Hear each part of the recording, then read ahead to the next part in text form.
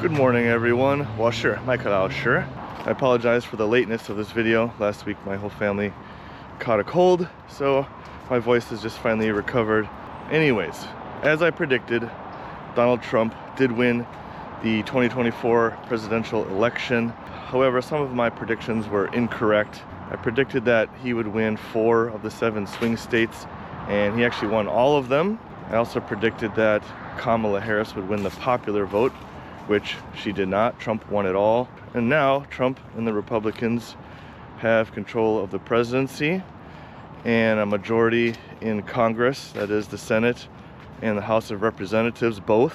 And from his 2016 to 2020 presidency, he also has several conservative judges on the Supreme Court. So essentially, he will have control of all branches of government in 2025 when he takes office. Like many things, it's not that simple. Not all Republicans support Donald Trump. However, they may see this as an opportunity to pass a lot of legislation that they've been wanting to pass for years. So the good thing about that is we might actually see some tangible change in this country. The bad news is one person will have a lot of power. That is a little scary to me. I obviously hope the best for Trump. I hope he does well. And I would say the same for Biden or Kamala if she were elected. But the Republicans winning everything like that certainly was a surprise to me. So why did the Democrats lose so bad? As someone who is a registered independent, that means I'm neither registered as a Democrat nor a Republican.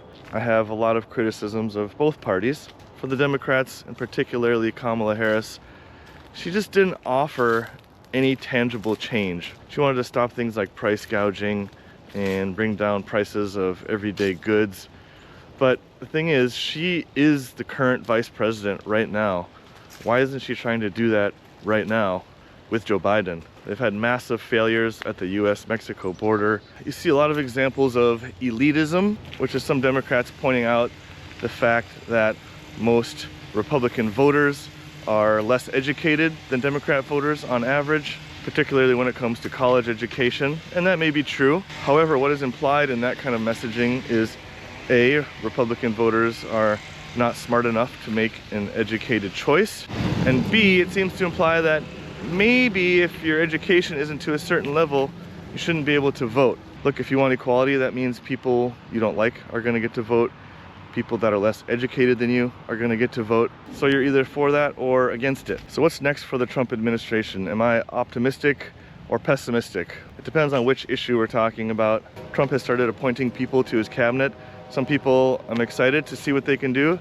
Other people I'm a little worried about. I think the most worrisome one is Tom Homan, who is going to be in charge of overseeing the immigration issues. He takes a very hardline stance, and he has given every indication that he will deport families even if the children are born here and are citizens of this country. I'm obviously in favor of protecting the border and providing more resources to the people who work hard to protect it. We clearly need some reform in this area. It's been a problem my whole life, and maybe Trump will actually get something done about it. I just hope and pray he can do it without separating families. I get it, people have came here illegally, they've been here a long time, but by and large, they're hardworking people. They're just trying to make a better life for themselves. But I think a better approach would just be to reform the immigration system. I know some people get their green cards fairly quickly. I've heard as soon as 3, 4, 5 months after applying. But we've been waiting over a year and still haven't gotten it, and it doesn't look like we're getting it anytime soon. I'm a US citizen. My son is a US citizen. My wife and I have been married for 10 years. What are they gonna do, say no? Come on, just figure it out. This is the problem with bureaucracies everywhere. Procedures are everything and outcomes are nothing. It needs to be fixed, and I hope Trump or whoever's president can do it. Speaking of bureaucracies, one thing I'm very interested in is the Department of Government Efficiency that Trump has proposed. Trump has appointed Elon Musk and Vivek Ramaswamy to lead this department, both of whom are tech billionaires. So they probably know a thing or two about running a company and keeping it efficient. Vivek is a guy I really like. He was running against Trump for president last year. He's a very sharp guy, knows his stuff. I would be deathly afraid if I were to ever debate him. He would just destroy me or pretty much anyone. Another controversial pick is Robert F. Kennedy Jr., also a guy who ran against Trump as a third-party candidate. He's considered by many to be an anti-vaxxer, due to his controversial stance on vaccines. He's an environmental lawyer who has fought many big companies to keep the environment clean, and he's got some interesting ideas on how to make America healthy. Let's be honest, over 40% of the people in the US are obese, and 20% of kids under the age of 20 are obese. What we're doing now is obviously not working, and something needs to change. Every day in the USA, 800 people die of preventable obesity-related issues. Some people, such as myself, might call that an epidemic. One of my good friends passed away a couple years ago at the age of 27 from colon cancer. He was perfectly healthy, not at all obese, no history of cancer in his family. He was a Harvard law student, probably one of the smartest guys I've ever met in my entire life, honestly. And he researched a lot about what was going on with him. And the last conversation I had with him, I remember he told me he was convinced it's something that we're eating. He didn't know what exactly, but colon cancer has been showing up in people younger and younger and more frequently. So it's a bit of a mixed bag with RFK Jr. on one hand. He wants to challenge the scientific establishment. You know, science these days has become an institution that you cannot question anymore. And many years ago, it was the church that you couldn't question, and the rise of skepticism led to the rise of science. If you questioned the church, you were labeled a heretic or a blasphemer. Now scientific institutions have become just like the church. If you question them, you are labeled anti-science or anti-whatever. The very basis for science is skepticism. Without that, science would not exist. And in the US, we're seeing all these crazy health issues. Our healthcare costs are skyrocketing because of them. I think it's time we use some good old-fashioned skepticism and see what's going on. With that said, if RFK Jr. started telling people not to vaccinate their kids against measles or polio, I would not support him in that. Some other choices I like are Tulsi Gabbard, who will head the Department of National Intelligence. She's also a very sharp woman, very young, and I'm glad to see Trump putting in some younger people in his cabinet like her and Vivek. So by the way, just because Trump picks them does not mean that they will get the position. They have to go through a series of questioning by some councils. Congress has to vote and agree to appoint them to these positions. So there's a very good chance that not all of his picks will be chosen. Some of his picks I'm not super excited about.